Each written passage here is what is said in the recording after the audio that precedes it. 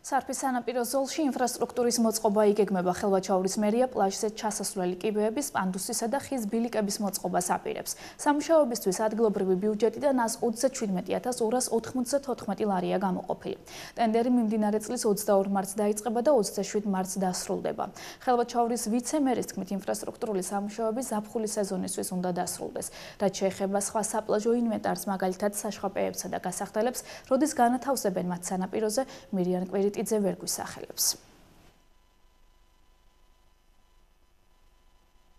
ხელვაჩაურის მუნიციპალიტეტის მერიის მიერ გამოცხადებულია ტენდერი ხელვაჩაურის მუნიციპალიტეტის სოფელ სარფში საპლაჟო ინფრასტრუქტურის მოწყობაზე, კერძოდ ჩასასვლელი ბილიკის, კიბეებისა და პანდუსის მოწყობაზე, რომელზეც გაიხარჯება დაახლოებით 127,000 ლარი. Ვიცით, ასევე არ არის როგორც საშხაპეები, გამოსაცვლელები და სხვა საპლაჟო ინფრასტრუქტურა მოკლედ.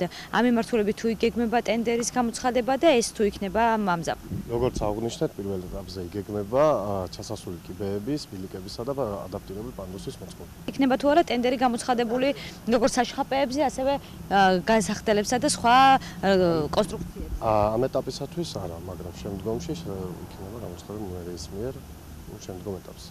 და საბოლოო ჯამში როდის იქნება სარფის პლაჟი ბოლომდე მოწესრიგებული? როგორც აღნიშნეთ, ტენდერი უკვე გამოცხადებულია და შესაბამისად ჩატარდება და ხელშეკრულება რო დაიდება 100 დღის ვადაში უნდა შესრულდეს აღნიშნული სამუშაოები და შესაბამისად იმის შემდგომ უკვე დანარჩენ ეტაპებზე შემდგომში მოგახსენებთ.